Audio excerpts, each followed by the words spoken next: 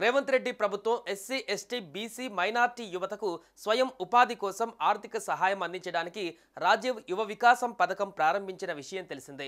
ఈ పథకానికి ఈ నెల 14తో గడువు ముగియనుండడంతో నిరుద్యోగ యువకులు ఎక్కువగా దరఖాస్తు చేసుకుంటున్నారు.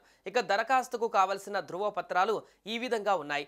ఆధార్ కార్డ్, రేషన్ కార్డ్ లేదా ఆదాయ ధృవీకరణ పత్రం, తెలంగాణ ప్రభుత్వం ద్వారా జారీ చేసిన కుల ధృవీకరణ పత్రం, పర్మనెంట్ డ్రైవింగ్ లైసెన్స్, వ్యవసాయ పథకం కోసమైతే పట్టాదారు పాస్బుక్, సదరం సర్టిఫికేట్లు, పాస్పోర్ట్ సైజ్ ఫోటో ఉండాలని అధికారులు తెలిపారు.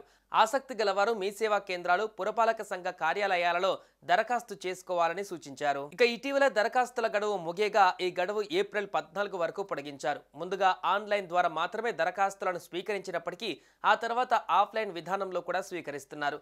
ఇలా పూర్తి చేసిన దరఖాస్తు ఫామ్పై పత్రాలు జత చేసి మండల కేంద్రంలోని ఎంపీడీఓ ఆఫీసులోని ప్రజాపాలన సేవా కేంద్రంలో ఇవ్వాలి. మున్సిపాలిటీలో అయితే మున్సిపల్ కార్యాలయంలో సమర్పించవలసి ఉంటుంది.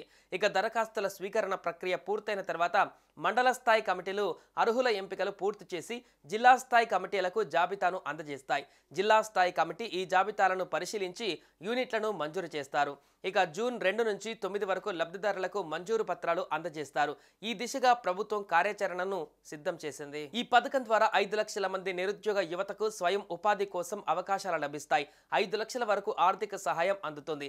దీనిలో సబ్సిడీలు, తక్కువ వడ్డీ రుణాలు ఉంటాయి. యువత స్వయంగా చిన్న వ్యాపారాలు, పరిశ్రమలు స్థాపించవచ్చు. ఉపాధి కల్పన ద్వారా ఆర్థికంగా స్థిరత్వం సాధించవచ్చు. ఎంపికైన వారికి పారిశ్రామిక శాఖ ద్వారా వ్యవస్థాపక శిక్షణ అందిస్తారు. చిన్న వ్యాపారాల ద్వారా స్థానిక ఆర్థిక వ్యవస్థ బలోపేతమవుతుంది.